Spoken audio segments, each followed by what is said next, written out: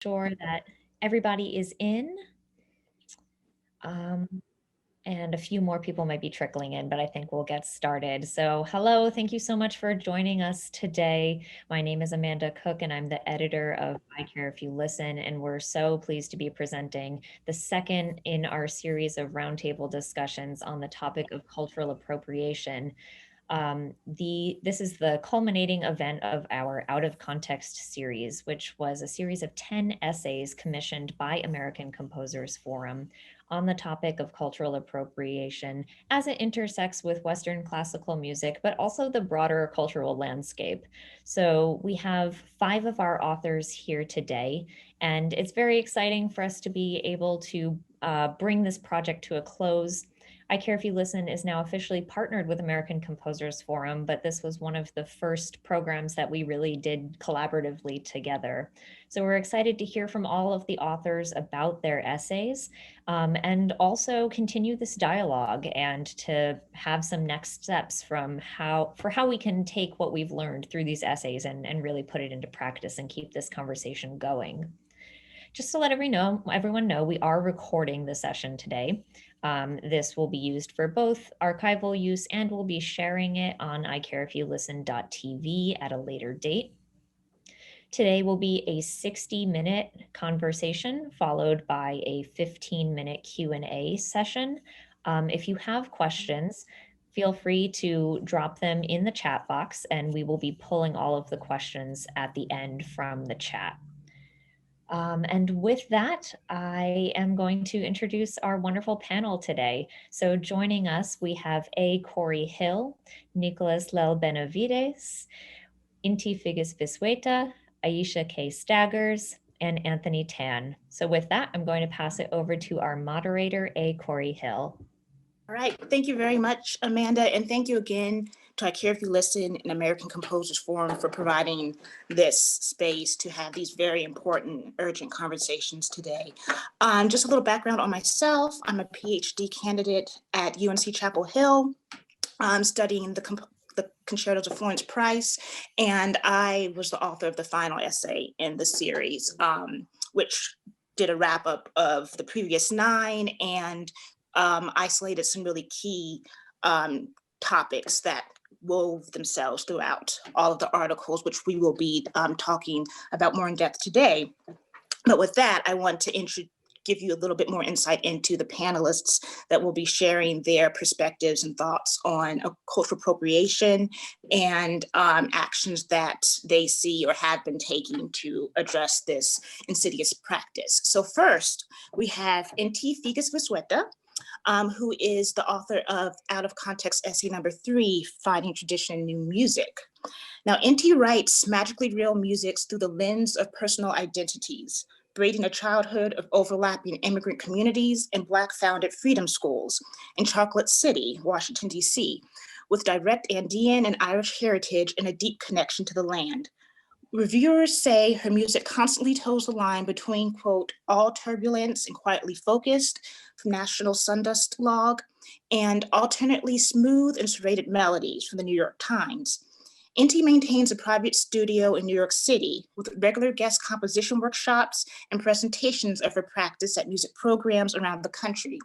She focuses on queerness, indigenous forms of transmission, and connecting diaspora to music making, as well as expanded notational systems and nonlinear forms.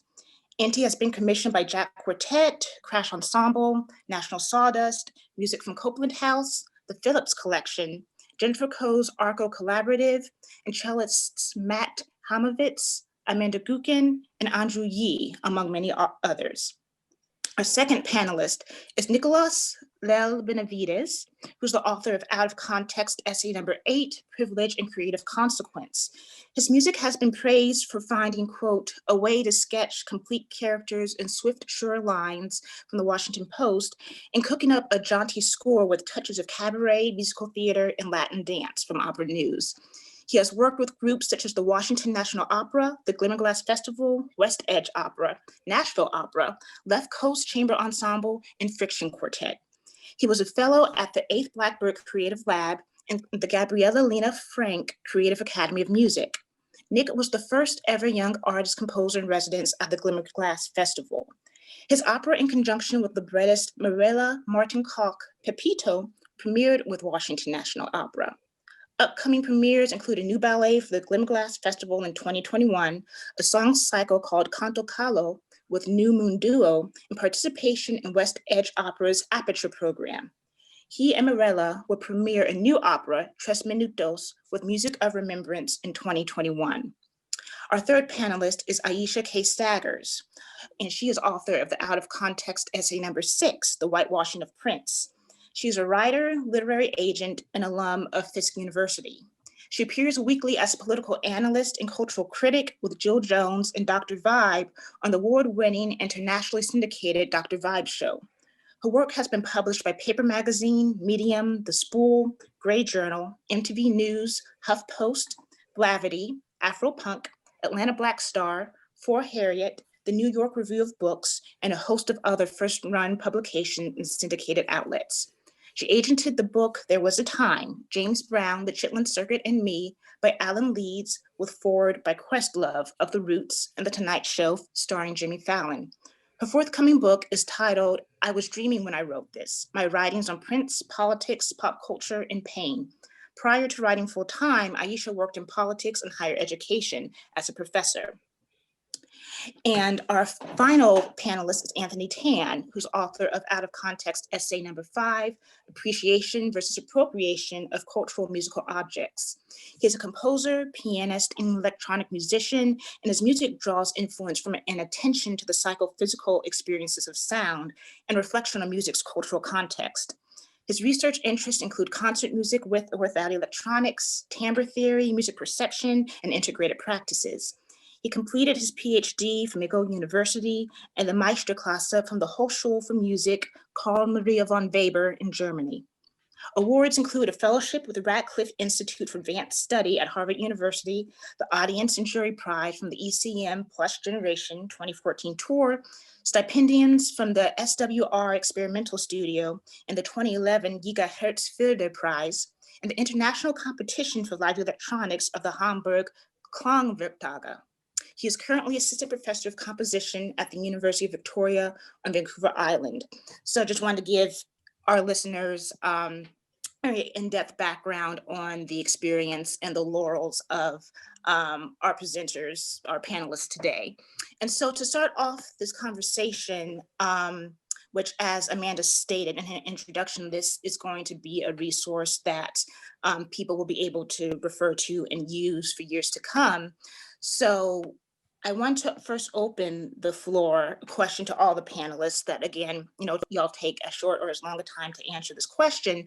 When did you first become aware of cultural appropriation and its impact, not only on your work as creatives, but just on how you view music and culture within your respective lives? And I just opened that up to the floor so anybody can just jump in and share an anecdote.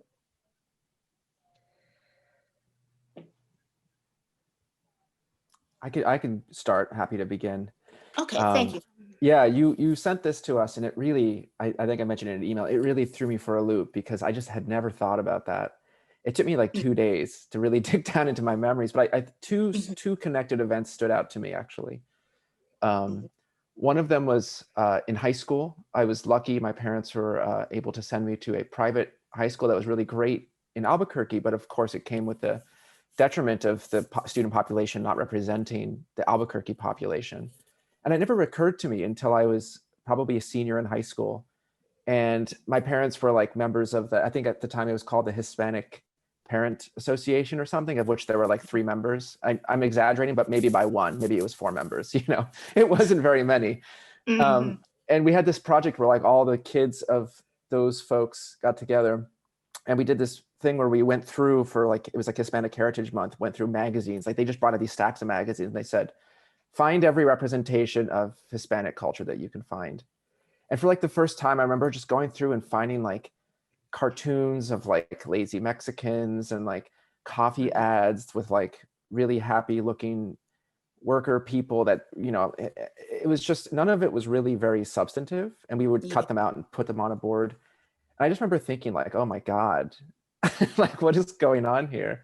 you know, that was the first time I realized that, and it was all advertisements, that all these representations weren't really true to what I thought of. And I started looking at cartoons and thinking, like, why doesn't Bobby's World have anybody that looks like me in it? You know, I used to like Bobby's World when I was really little. Not when I was a senior in high school, of course. But, you know, Yeah. that really stuck with me. And then in college, a few months later, I finally went off to school, and there was a big scandal at Santa Clara. There was a big frat party where people, it was a south of the border frat party where people came and dressed up very inappropriately. And I remember just enrolling in university, and one of my first experiences being in, like, on CNN or something, not me, but my school, just thinking how proud I was to be there, but then seeing my school represented in this way with these people who apparently thought this of me.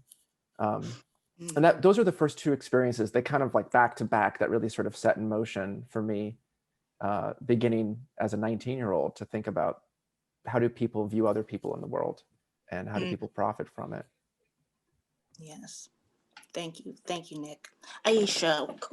Yeah, I was very fortunate to be born in the mid 70s. And so my parents were very Black power, Black is beautiful, woke.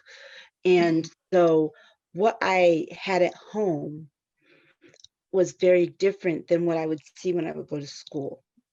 And what I remember learning at school was that my history in this country started with pain, being slavery, and ended with pain, the assassination of Martin Luther King. And everything in between was just pain. And that's all there was to it. And I knew that there had to be more to that. So I was lucky in that when I got home, you know, if I had a question about that, my mother always had a book. There was always something to present a different view of myself at home. So I knew that what I was being taught in school wasn't always right. The part of that where I learned how the world saw that differently was in how, you know, when my teacher would say something and I'd be like, no, but that's not right. I read this and I learned this at home would be how then the white teacher to my little Black self would respond. And it would be like, no, what I'm saying is right. And I'm realizing that I'm learning a history about myself that isn't complete and isn't correct. And it's a history that someone else is teaching me about myself that I don't feel good about. And I got to learn that in school. I was always going to be taught a history about myself that I was not supposed to feel good about. Thankfully, my mother was a history teacher. So she always made sure to teach us a history about ourselves that we could feel good about. Right. And so I think that I was saved in a lot of ways for having a mother who was a history teacher who made sure to teach us these things. Had I not, I think that I probably would have been a lot older when I was able to recognize those kinds of things. And I became aware also too, in terms of how I was treated then by teachers because I had this knowledge. So in, what was it, third grade, when I actually was a finalist in the spelling bee, me and one other girl, and I'm the only person of color in the room. And I actually, the girl, she misspelled the word. I got the chance to spell it correctly. I spelled it correctly. They felt it wasn't right for me to win. And so they gave her, they're like, let's take another chance. And they gave me a word that my teacher, who was standing in the room, knew I couldn't spell. And I knew what that was at that time. At 8 years old, I was able to recognize what that was. And I don't think that I would have known that so early had I not had that exposure to the books and things about the experiences of Black people and the history of Black people in this country at such a young age. Thank you for that, Aisha. That really gets into a lot of, like narratives of history, that we will dive into more within the hour. Thank you for that. Inti, I see you nodding your head. Would you like to? Totally, yeah. Thank you so much, Aisha and Nicolas. Gotten my mind rolling in a lot of ways. I mean, I think this question is like super interesting.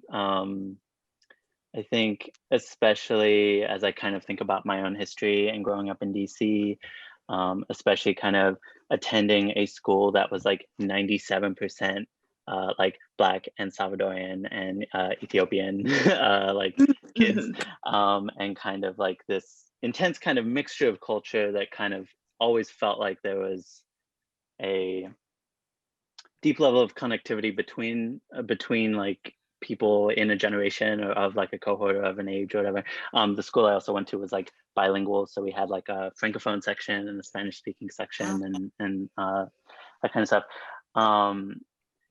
And just how much I became aware of like culture and cultural appropriation and code switching as I kind of grew up and left that space.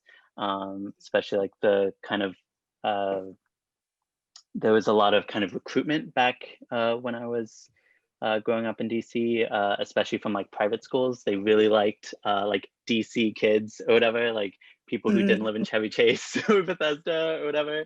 So like they would send, and the charter school system was just starting, so they would send people in to like, you know, kind of bring like, you know, bring potential people into their schools and give them scholarships and stuff. And so I was kind of selected for one of those programs and went to a school that I guess I won't name, but it's on Connecticut Avenue in DC. I'll give you that one. But super white space, super like super radically different from where I grew up. And they had really kind of drawn me in with these like pamphlets that were like, they were like, you know, the 3 people of color at the school were like on the pamphlet. And I was like, oh my God, such a diverse place. Like I'm gonna show up and like have, you know, have this kind of similar space, but also like have music lessons, you know, in this way, and like have access to this thing and this thing, and like, but kind of, you know, getting there and understanding that that isn't actually like what that space was. But that there was this like there was this moment that happened there where I kind of realized that I had left a space where I was kind of with people who shared a kind of like cultural knowledge, a kind of like, I don't know, like they shared culture, I guess, like, you know, we all like grew together in the same area. We all had, you know, ways of communicating with one another that were kind of established outside of our individual relationships with our families, which were often in the languages that we were brought to this country speaking with them.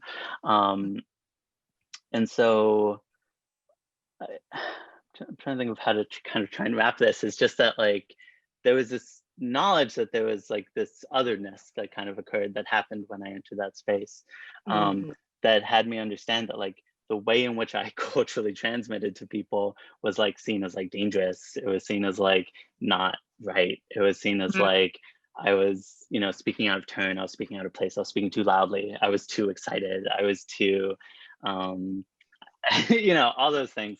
And so I ended up leaving that private school and going to public school for the rest of my time in DC. But,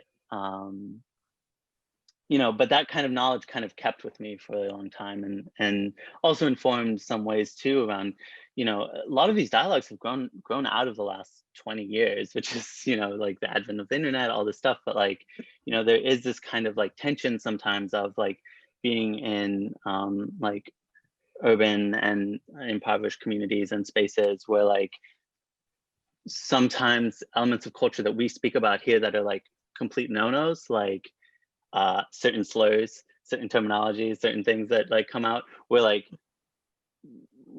part of a language that was spoken by everyone in this space, not only coming from like where those things came from. And so there's this knowledge that kind of kept growing and growing of like, oh, this is like something that I came from, something that I was told was like okay by like everyone in this space. But as I'm like learning, I'm kind of understanding more and more that this is like not for me. This is not for you know, other people in this community. This is not for whatever. But also still seeing that tension today in a lot of, and on the internet especially, where like this, you know, this stuff kind of brings up a lot. But yeah, I don't know if that's a good. No, that's a great answer. And Anthony, let me hear your response. And then, because from what I'm hearing so far, this is getting into, again, a lot of like broader, the broader repercussions of cultural appropriation besides solely like musical material and objects and repertories. But Anthony, let's hear your response. When did you first become aware of cultural appropriation? Yeah, so thanks for having me. So my story kind of echoes what my fellow panelists have already mentioned, that kind of being in these two worlds. I was born in North America. My parents were first generation immigrants, but it was like there was this world at home, this culture at home that I was dealing with, and then this culture at school that, you know, or the outer world that I was dealing with. And there's just always this dichotomy that I was trying to kind of balance. Also in how culture was represented in the media, like Orientalism and kind of this romanticization of Asianness was something that I was always kind of witnessing. But, you know, to your point, to bring it back to music, I guess, in terms of my craft, I think for me, it didn't really happen until I moved to Germany, actually, and where I was studying to be a, you know, serious composer there, whatever that means. And I found there that the practice was so much about how you confront tradition, how you confront this weight of classical history, because it's so present there. And so even like the instruments that you use, like if you use a violin, you have to consider the 300 or 400 years of the violin, and how are you going to confront that? If you're going to use a technique such as like a canon or something, I remember one professor saying to me, like, why are you using a canon? Are you trying to represent Franco-Flemish church tradition? Like these are the questions that were being asked of me. But I noticed that when my colleagues or even professors would use something like a Tai Gong, or use like Indian rhythmic patterns or African polyrhythms, as they would call it, that same rigor wasn't applied. Like it was always just something that they could just take and use it and kind of put their own spin on it. And the whole history and context of those techniques or objects wasn't really thought about. It was really from a very colonialist perspective. And so that's something that really fascinated me, that this kind of movement was only one way. And it kind of made me think about this idea of culture in general and who owns it and who can define who gets to use what, and the power dynamics associated with it.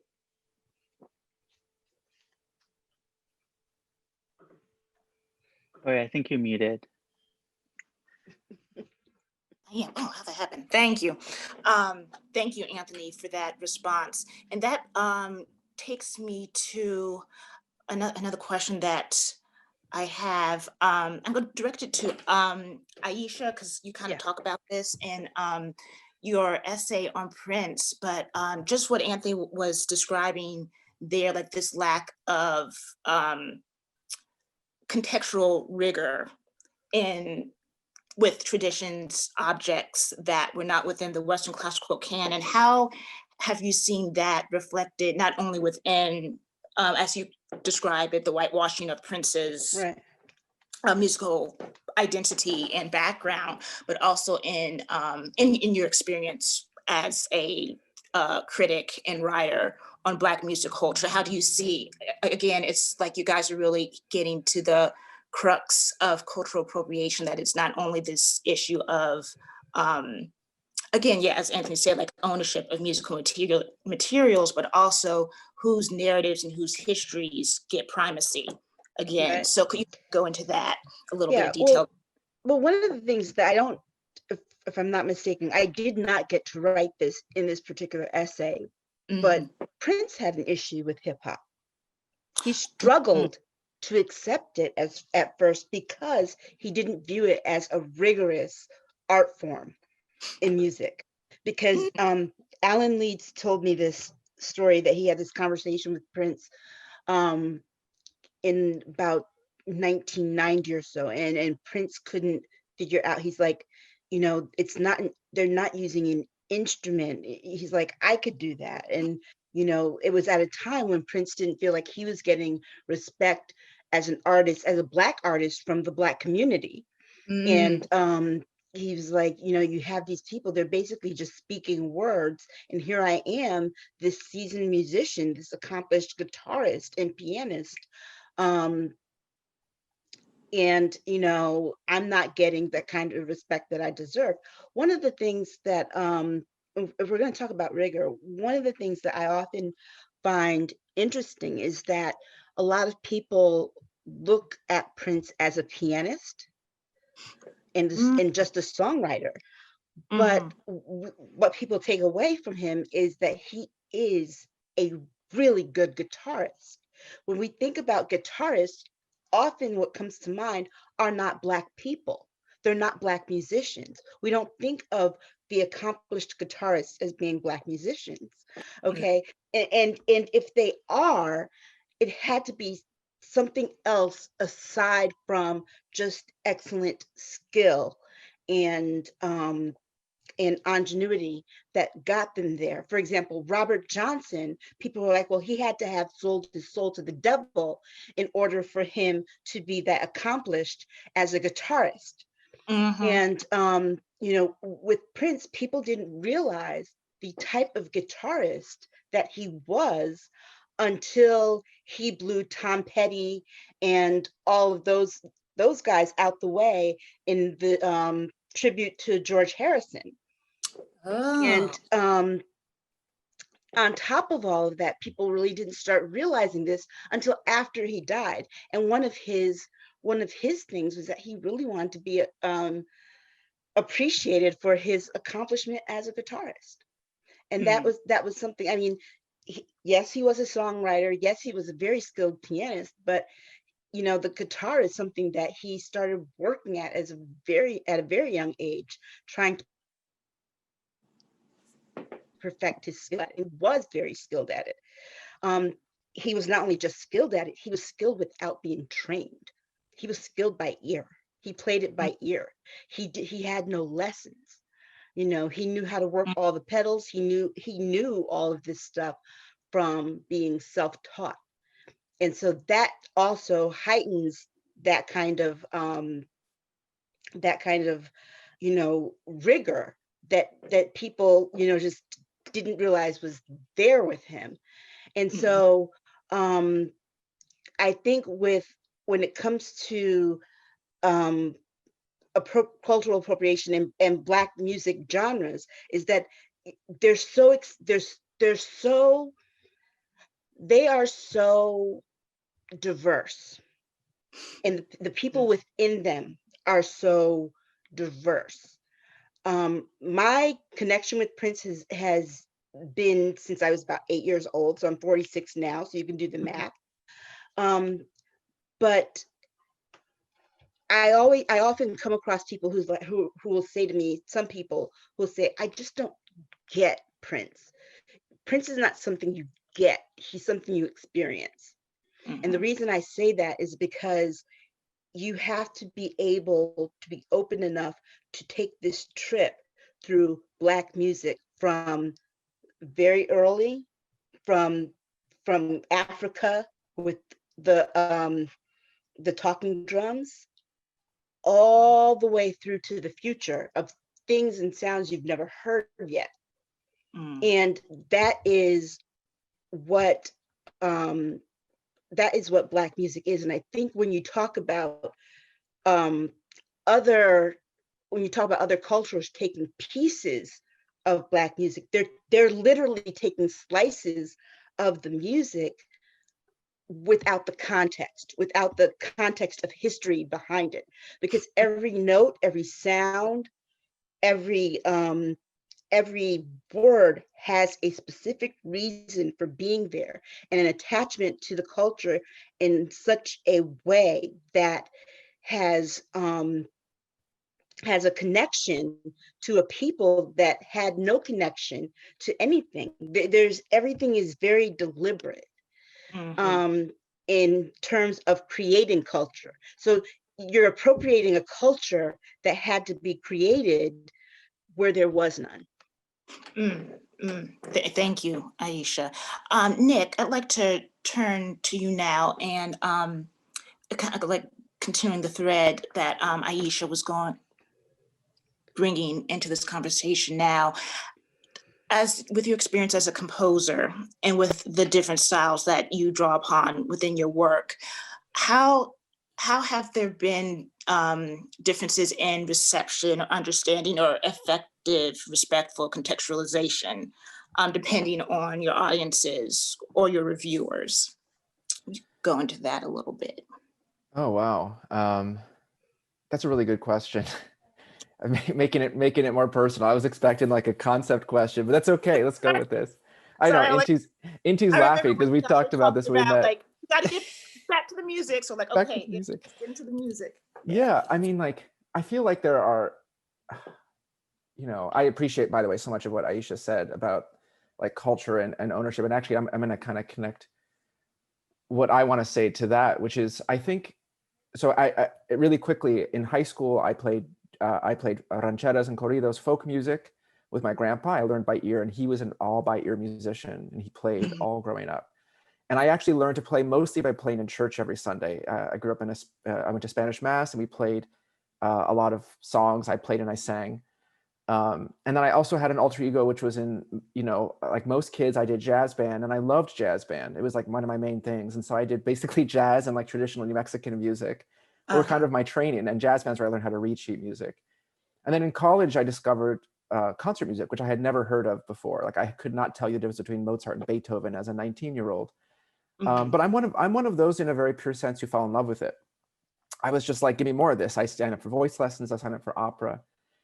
But as a consequence, and I didn't realize this till much later, I went so full on into the classical music world that I pretty much just studied and wrote and learned about white classical musicians for years. And so my music basically was that for a while. And then about 4 years ago, sadly, it took a tragic family event. My grandpa died.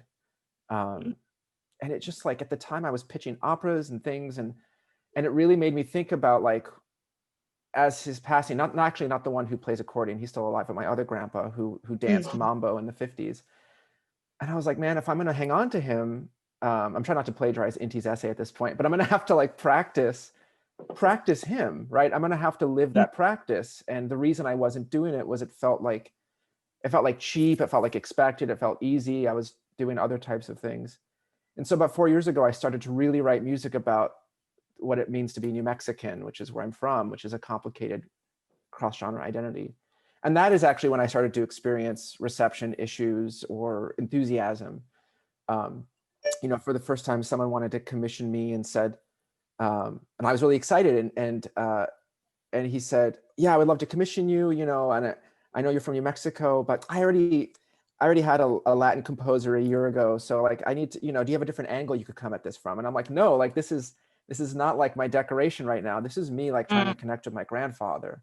And like my music might be in development because it's changing, but this is like, in the most true sense, what is composition if not exploring what it means to be me, But aside from a few isolated experiences that were mostly insulting, I've actually found more of my community through writing music that speaks more to me. And I don't always write music about being New Mexican, right?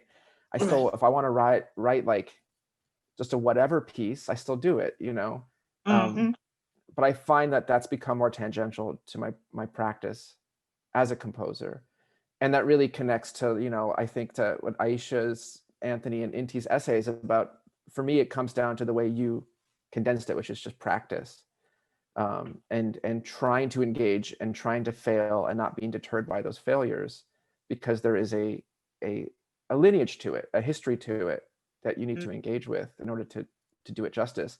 And I don't think I'll ever be as New Mexican as my grandfather, even though all my parents and all my grandfathers are New Mexican. I just won't, that's lost with him. But I think trying to get closer to it is a really worthwhile endeavor. Thank you for that, Nick. Anthony, could we hear from you again, your thoughts on this?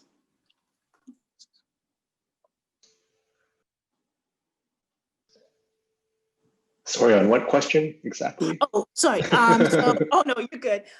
So your experience as a composer in terms of the different stylistic traditions that you draw upon, how they have been either adequately understood and contextualized or not, and your experience in premieres and commissions and so forth. Yeah, so I think that, as a composer, something that we are often concerned with is like this idea of what is material, like what is it that we're actually playing with. And in my article, that's something that I was trying to explore, trying to deconstruct things that are being kind of taken and moved around, and it's what is being appropriated. And for me, it's not just the instruments or the sounds, it's also the techniques, it's also the affects and the way that a culture kind of views the world. But in my own experience, what I feel has been happening, what has happened is there's a kind of essentialism that happens, and to what Nick was mentioning, I think that there's often these like archetypes, one might say, that curators have that they want to kind of expound or kind of take advantage of. And I remember one kind of curator saying to me, well, you're Asian, so you're kind of the master of spirituality, so we need you to kind of like do these sort of pieces that are like that to kind of put it in our festival, or at some point in my life, I was always seemed to be in these festivals that were like labeled as like entering the dragon or something like that. It was always these kind of really weird marketing tools. And this always is something that I was kind of wondering about, and kind of this sort of play on kind of stereotypes, archetypes, and this essentialism of our cultures is something that that I think we're often dealing with.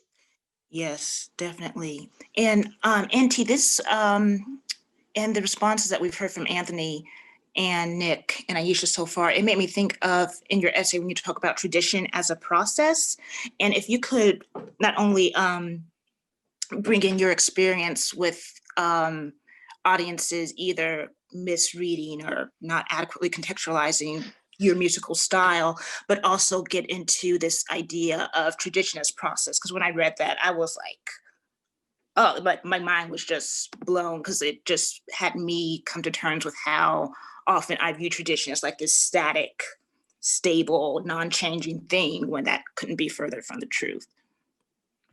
Totally. I mean, I think maybe a fancy word that I'll use for a second is just like, I think the concept of like a personal orientation towards the world feels like really important, and that like that also overlaps with like orientations towards traditions.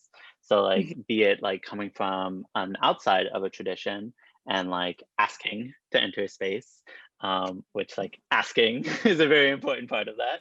Yes. And, and having someone say yes. But also just, growing up with so many kinds of traditions around me, from, this, there's a weekly Caribbean drum circle at Malcolm X Park, like that's been happening for like decades. And like, I used to go to that every Sunday, and that was like a space in which I would like learn how to move, learn how to listen to rhythm, learn how to listen to call and response patterns. Like that was a space that I was in a lot. I, did martial arts as a kid. That was, and I guess going into my teen years, like that was a space that required a lot of focus, a lot of discipline, like learning how to be silent, learning how to like, I don't know, like learning coordination, learning all those things, but within kind of a context of like a respect for a tradition. Like we learned the words of the things that we were learning, like the traditional Korean terms. We learned how to count in Korean. We learned, like that there were all these like parts of things that was kind of exposed to that and not exposed to, but also like practiced kind of vigorously, Yeah. that affected me, that I don't think there's like a easy language for it, because it's not like in like white people ways of learning. Like it wasn't like private lessons every 2 weeks learning my thingy, like, you know, like, Mm. and I think that this is where it gets kind of interesting, because like being a composer and being like someone who organizes sound and time and all that stuff, like there was a really big, and actually, I mean, I can't say I don't still feel it, this kind of disconnect from people who have a relationship to the tradition of classical music that kind of was maybe similar or maybe different, however we want to talk about it, but that existed, that I don't have access to, that I didn't have access, you know, that cost a lot of money, that was in spaces that I wasn't in, that all that stuff, and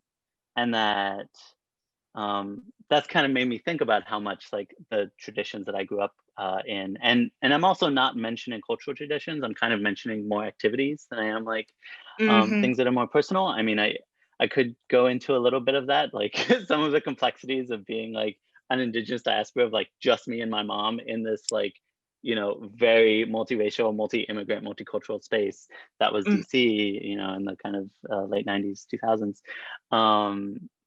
But that, yeah, where it just feels like when I think of process, I think of activity and activeness and an active relationship with something, where it's like kind of, you know, when Nicolas, you're talking about your grandfather and bringing in those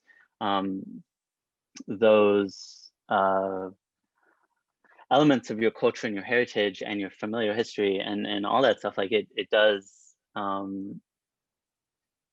don't know, it makes me think about and maybe this is why I want to just talk about music just for a second. It does make me think a lot about like how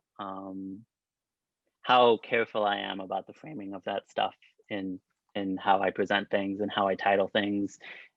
In this very kind of, I have a really strict dichotomy between kind of an internal or internally focused idea of what something is that I share with an ensemble, and then what the public knows, and like Mm. what the title is and how something is presented and all that stuff. Mm. Because there is this like tendency with like when I use the words that I use sometimes, and I talk about the places these ideas come from, and I would be like remiss to not mention, like, you know, my parents are community organizers. Like there is a deep history of like the Southern organizing tradition, the Southern Black organizing tradition that came through all of this, that like was a kind of integral part of that development. But just to say that like there is this way in which I think that your personal relationship with tradition is like kind of what shapes like your ability to like speak and engage with it, Mhm. but not necessarily like your credentials for like, you Mm. know, representing the truth of what that thing is, or the, you know, the whatever. So yeah, I think that's Okay, no, thank you for that. That's great, really great points there.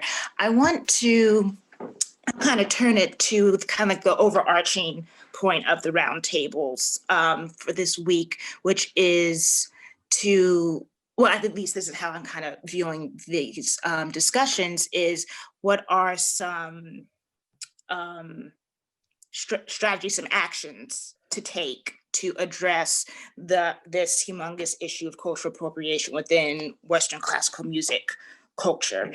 And in Truthy, our moderator from the first roundtable on Tuesday, with her essay getting into the kind of like two often like slapdash ways certain traditions and repertories are included on music concerts. This gets to a question that we were kind of going through in our meeting last week, that the commodification of advocacy or even diversity writ large. Yeah. And I forget who, if it was Anthony or Nick or Inti that asked this, I think it was Anthony, like, can institutions not commodify advocacy? And yeah, so can institutions not commodify advocacy, and what is at stake if it has to be, the fact that if it cannot be commodified, that it has to be commodified. And that's open to the entire panel. Yeah, not anyone in particular, just anybody, just share your thoughts. I write about popular music. So Okay. can it not be commodified? No. And the reason I say that is because popular musicians have to be able to make money. They don't do it just for the love of it. Okay, most people they get into it, yes, because they love it, but they want to be paid. If I go back to my subject, who's Prince did do what I mentioned in my essay was that he was one of the first donors to Black Lives Matter. And Alicia Garza talks about that in an essay that she wrote in an interview. He donated the proceeds, some of the proceeds from his song Baltimore, which was one of the last protest songs that he did do, to Baltimore after the riots after Freddie Gray. Not all, but some. And he did do a free concert there, where they did raise money, took donations and gave some back to the community. And one of the things that he told them was like, I'm going to come back, and the next time I come back, I want to see you all rebuild this community where you all own everything that's here and that's burned out. So he did, and he was very private in his donations to things. I have my feelings about Van Jones. Most people know me, know I don't like him, but he did have his Yes We Code things, and Prince did donate money to that. But in popular music, most people, they sign a record deal and they sign their life away. Most people, they don't do 360 deals anymore. Most people are smarter than that, but they do owe money the moment they sign their name on that dotted line. They're in debt from then on, because they go in, they're going to earn money, but the moment they take an advance, it's already a debt. And so, yeah, I mean, but can they do it? No, because corporations own the music business. Corporations own not only how music is made, how it's distributed, but now you have all these other entities getting in it now. So you have Facebook getting in it, Twitter, all of the social media entities getting into it. Then you have all of the other entities like Nike, Adidas, all the outside companies getting into it who want a piece of it. So I don't think that it cannot be commodified that way. That advocacy cannot be, because here's the thing: when artists want to come together to do something for the social good, all these corporations want to pull their money into it in order to raise money for something. So suppose we were talking about, getting Megan Thee Stallion and a couple of other people together with her to raise money for COVID relief. Okay, so people can stay home with their families, and we can go on an actual lockdown. Well, you're going to have all the corporations wanting to get in on that, to raise the money, rather than having individual donors. If the people could actually commit to owning that with their own donations, then yeah, you could probably have that kind of advocacy. But I don't see any other way when you're talking about popular music. Okay. I'd like to jump in on this, because I agree to an extent with Aisha, because I think we live in a capitalistic paradigm, and even when we say things like, how do you own culture, like even this idea of ownership is a capitalistic paradigm, and it's something that we have to deal with. So either you burn it all down and create something new, or you go live in a forest somewhere and not take part in this system, or you find a way to navigate the system to some degree. And you know, to use an analogy, like let's say fossil fuels, like we know that there's, you know, we are facing these huge environmental challenges right now, but we still drive, we still fly, we still use plastic products, we still consume these things. And so there hasn't been really an economic advantage for these companies to really change. But it's only until now that we as consumers are demanding it, that we demand ethical sourcing, we demand alternative forms of energy, that companies will want to make these changes to their practices so we can actually get the sea change that we want. I don't think this is a pass. I think that we still kind of have to hold companies or corporations accountable and to kind of really put the money where their mouth is. The example that I'm kind of reminded of is in the fashion industry. There's this fashion designer, I don't know if you've heard of her, Aurora James, and she created this 15% pledge, which is a call to action for all major retailers like Sephora, like Barnes & Noble or whatever, to commit 15% of their shelf space to Black-owned businesses, so that the companies can commodify the advocacy, they can make money from it, but also there's an economic advantage for the marginalized community. So it's a way of finding that balance between the two worlds.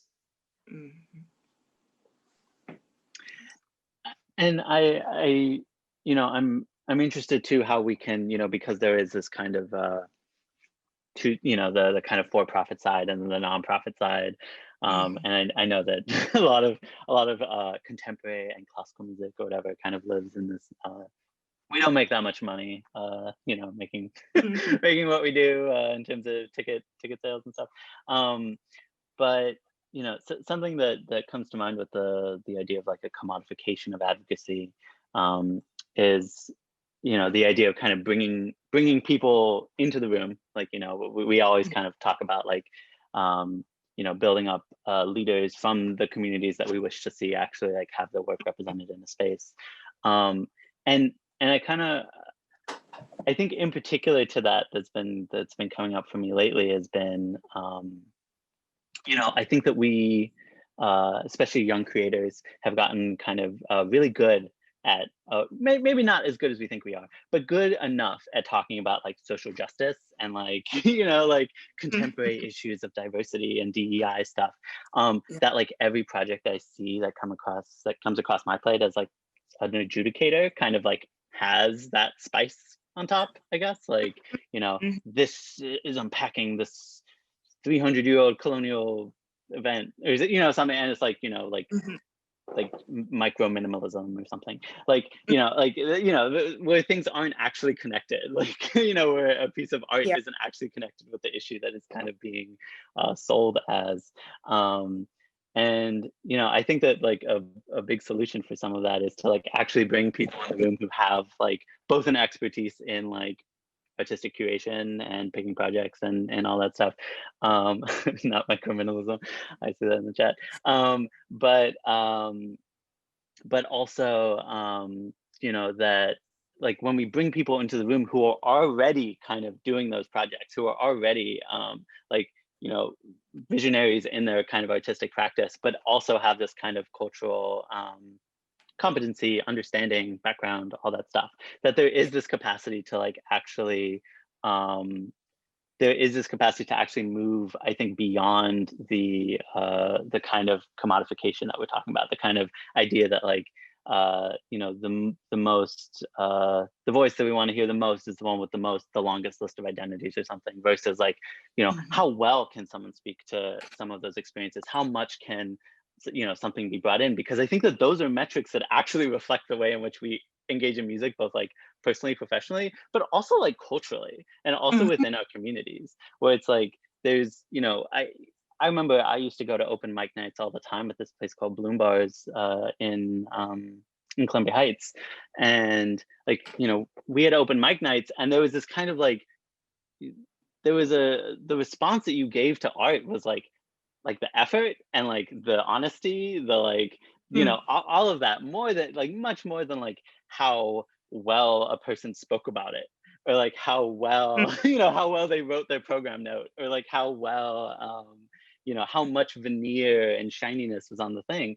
Mm. And I think that there is this kind of like community-based art making and some of the values that I think that we can learn from that, you know, as well as kind of bringing in people who have, you know, what's the word? What's the word? Yeah, please. Not connection.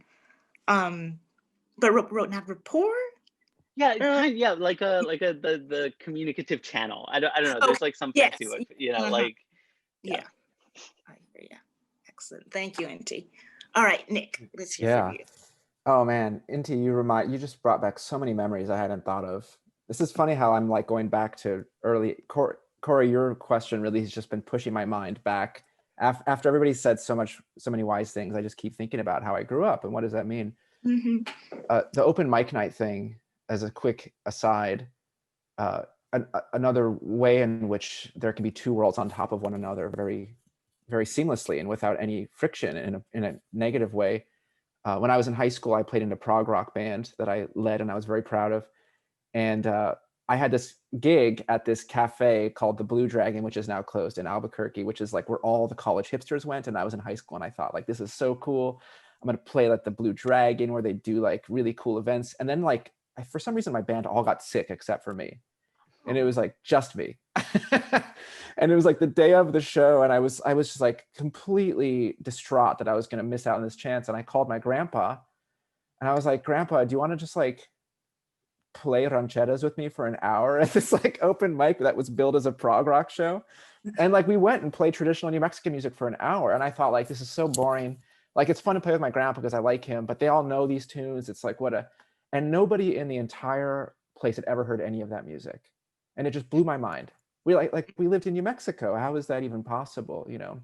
And it made me realize just like how important it is to reevaluate your context and your field of view. Because for me, you know, speaking of like code switching from my home life to my school life, I didn't realize that none of the students in my high school just didn't listen to rancheras on the weekend, like blasting on the radio and like your mom making you dance with her, you know, and your grandpa plays the accordion. Like that didn't occur to me that nobody had that I thought everybody knew these tunes.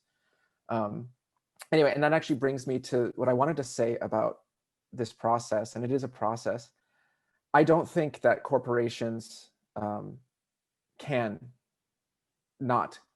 too many negatives. I think corporations by default do use social justice issues, they commodify them. But I don't think that means they shouldn't try not to.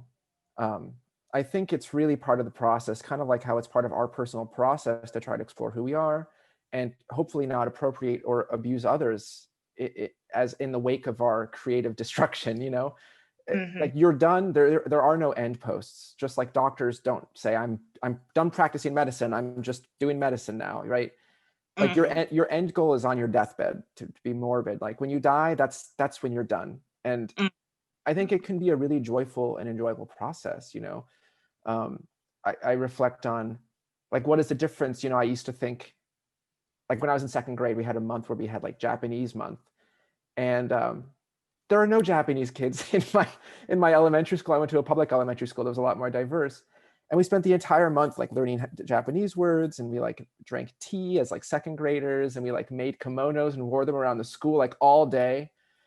And like for a while I felt guilty about that. And I was like, well, and I told some Japanese friends in college later, and they're like, no, that was awesome. Like, did you make money off it? Did you sell your kimonos? And I was like, no, we just wore them and like read about Japan. And they're like, that's awesome. Like you just, you know, that's okay.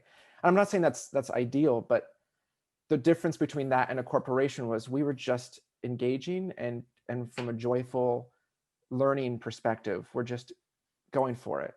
And I don't think corporations can do that. And I don't think institutions can do that. And this is someone who's deeply in an institution right now. I don't think it's possible. The last analogy I have is, I'm not Catholic anymore, but I grew up very Catholic. And I was always bothered by original sin. I was always very bothered by it. I would ask the priest constantly, like, why is this fair? Why would it be fair that I'm born with something that I have to carry, a burden? And I think actually as an older adult, as an adult, older adult, redundant, but as an adult, I actually started to like original sin, not because it's fair, but precisely because it is unfair, precisely because all of us, I think, are born in this world with baggage. And no matter what you do, you have to choose to grapple with it. I don't think you can just be baptized and you're done with it. I actually think original sin stays on your back. And the size of that baggage depends on who you are, you know? Aisha, Anthony, and Inti have all talked about personal experiences that for me exemplify that. And actually, I think to bring it back to things that we can do, white people are also born with original sin, right? And it's different. They also are born with the tools to ignore it. But some of that baggage might be you can't truthfully enter a space and occupy it. And having restrictions on what you can and cannot do is something that's foreign to people who are in power. But those restrictions exist. They just happen to be plowed through. Mm-hmm. And I think if we understand that we're born with that baggage, it can be a joyful, engaging process to be humble enough to know that you can't access every space. You're not an immortal. You have restrictions in your life. And those barriers can be really fulfilling if you make space for them and allow other people to enter your space and you enter other people's space. A culture of consent, basically. So anyway, that was kind of a big snaking conversation, but no, that's fine. But you ended on an excellent point. Yet the culture of consent, or as Inti said earlier, like ask, like we don't there, especially in Western society.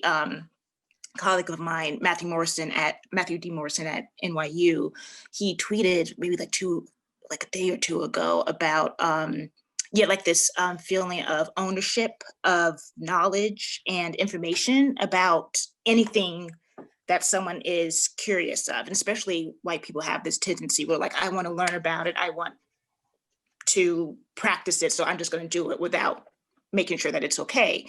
And so that is like a very, very, major issue that helps keep cultural appropriation active in our lives. But I'd like to turn to the Q&A. I do have a comment though, but there is opportunity here. In that the one thing that I can see as a benefit coming out of this whole new normal that we have is that we are becoming a society where we're becoming post-celebrity. And so the things that were so important that I notice as a writer who writes about celebrity musicians and things like that, and how they connect to the social structure and political justice and freedom, is that they don't know what to do with themselves when the focus is not on them right now, right? And the focus has been on politics, it's been on social justice, it's been on healthcare, and that has given an opportunity for people, just regular people, to start engaging with other people and making music that's about social justice and making videos that are about social justice and doing things like hosting YouTube channels where they discuss old political music, and things like that, and introduce new artists, underground artists who are making these kind of statement records and statement songs and things like this, and independent bands, and people who don't always get the spotlight, and they're starting to get their kind of come up, and it's all organic, and corporations don't know what to do with that at all. And so you're starting to see this kind of shift in this kind of cultural shift in terms of what people are paying attention to. And the more I notice that the more you see, particularly the more you see people appropriating white women, particularly appropriating Black women's bodies, Black women's music, Black women's sound, Black women's look, the more you see Black women looking for authentic representations of themselves, particularly in art. Thank you for that, Aisha. With that, we did get a question in the chat that I just want to read to y'all, and then we can engage with that. So this is from VJ. He says, "Hi all, thanks for fantastic talk. Can you speak to how performers can approach these issues of cultural appropriation? Particularly, how can performers add an authenticity when faced with situations where they have to perform works or styles that don't necessarily come from authentic sources?" All right. Oh, that's a lot right there. Yeah. Let's see.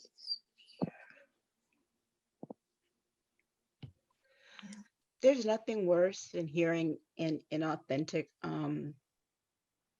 representation of something that an artist is not comfortable with.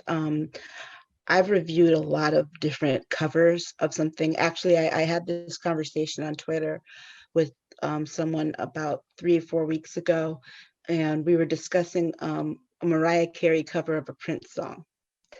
And it was the only cover, I mean, it was the only version of the song that they'd ever heard because, well, let's face it, they weren't born in 1984. They weren't alive then when the original version came out.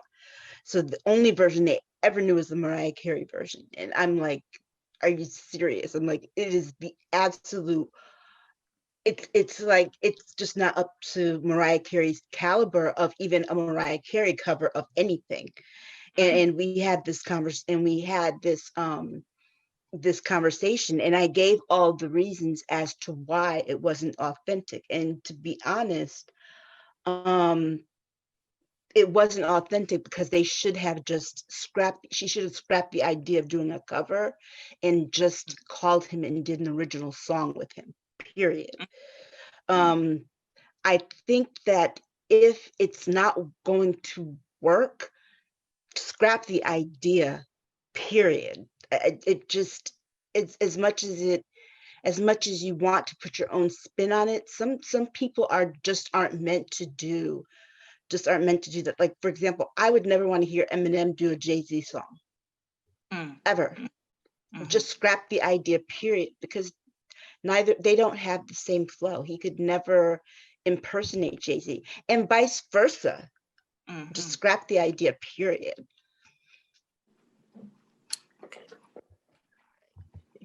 Yeah, I mean, it's interesting because I think that there's like a very kind of easy answer, which like is just not pragmatic and doesn't function, which is like, if something's coming from a source that, you know, if something's trying to represent itself as coming from a source that it is not actually from, maybe like, as Aisha says, maybe don't do it.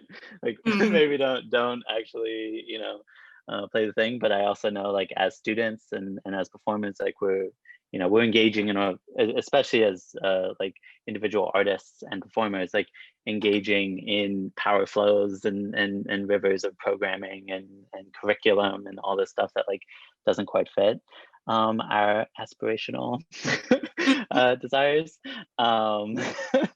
So I mean, I think that there there can be maybe, ooh, I don't know if I want to say it. I was gonna say, like, maybe if it's going to be not authentic, like, don't try and make it authentic. Like, I don't know how else to say that. Like, don't, like, because that almost makes me think of like people putting on affects, like trying to make something more, trying to like place their own stereotype of what a thing is on top of a thing that's already a stereotype.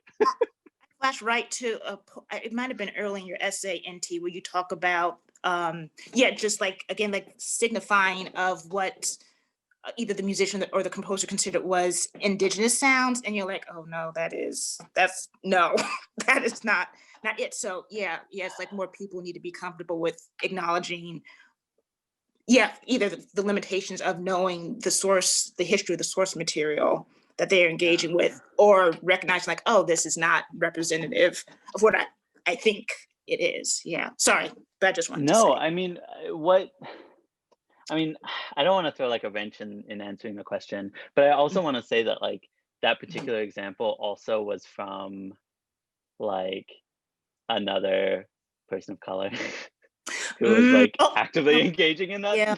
who is providing the sounds written by a white man composer. So like that was also an even more complex thing where it's like I think, you know, understanding the context of like, actually you don't need to do this for any kind of academic credit. You're not being pressured to do this by anyone, but you did it anyway. That's some shit. Versus like being like, okay, you know, you had to play some Rimsky-Korsakov and play Scheherazade and like fake, you know, or you know, fake some shit like that. Those Yeah. two things are very different, and like the culpability of those things are kind of quite different. So Yeah, no, but yeah, I'm glad you brought that up. Yeah, because that's an excellent point. Nick and Anthony, what are y'all's thoughts on this? Yeah, first of all, hey VJ. VJ and I went to school together years ago, so it's so cool to see you here. Yeah, celebration. Yeah, so we go back, but we haven't talked in a long time, so this is fun to be on the spot.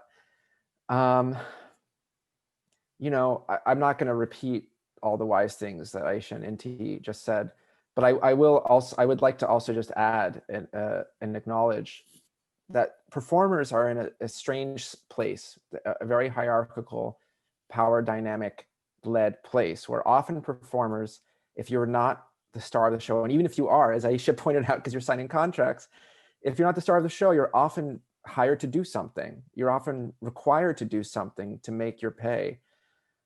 And I get that. So, you know, performers, God bless you if you make your whole life without ever having to perform a piece that you don't want to perform. I don't think that's possible. So, you know, what do we do with that? I think, you know, not doing heavy lifting for the creator that may have misstepped is like Inti said, was actually wise. If the creator themselves was not someone who could authentically represent that, and you are required to play this piece, don't do all this extra work necessarily to make the creator look better than they actually are. And this is on us as composers to be really good about what we do, because if we're going to put something on a page, we need to trust the performers to faithfully execute the things that we are requesting that they do, that we are asking that they do. And I think it, you know, the fault should not be with the performer. It's kind of like victim blaming in this situation. Sometimes the fault is with the creator for having done that.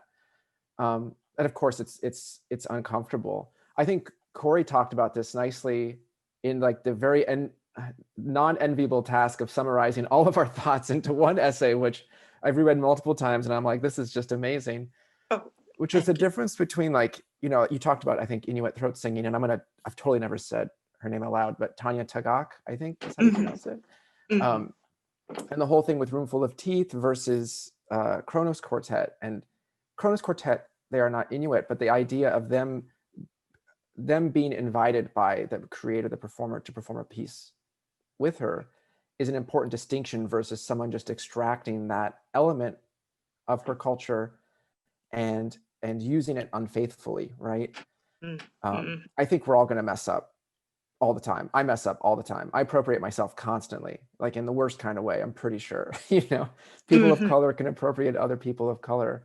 But I think, you know, I totally get the power dynamic of being a performer and being on stage and having to do something that you don't want to do.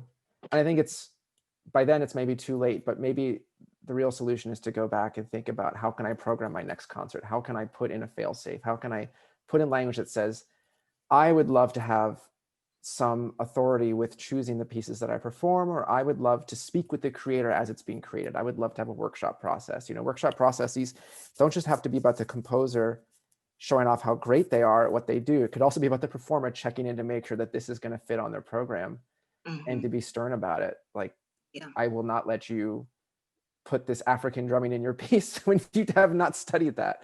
You know, I'm sorry, I'm not comfortable with it. And I think we composers also need to be used to having performers tell us, I'm not comfortable doing this, and then have responses. The answer might be, you should be, because I'm inviting you to join my practice. Or, yeah, you're right, you shouldn't be, because I don't know about this and you don't know about this, and both of us together really don't know about this. So let's table that. And as Aisha said, just scrap it and do something else. There's plenty of productive things to do in the world. Thank you, Nick. And Anthony, because of time, you'll get the last word. So your thoughts. Okay. Yeah, what's been said is is already really wise and amazing. So I don't know if there's much I can add to that, but I do think that we do have responsibility if something is out of context to, in a sense, put it in context. And we do that through whatever program notes or pre-concert talks. So I think the performer can engage with the discussion and kind of push the discussion forward. I think that's a really big aspect of the practice. I think it's really difficult at the same time, like, because there is a lot of,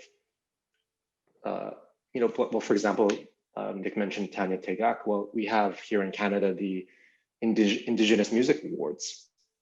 And last year, actually, Tanya Tegak and a lot of Inuit artists boycotted the entire event because there was another Indigenous artist who was not Inuit, but was Cree, who was First Nations, who used throat singing in their work. And they felt that it was authentic. They felt it was part of their worldview.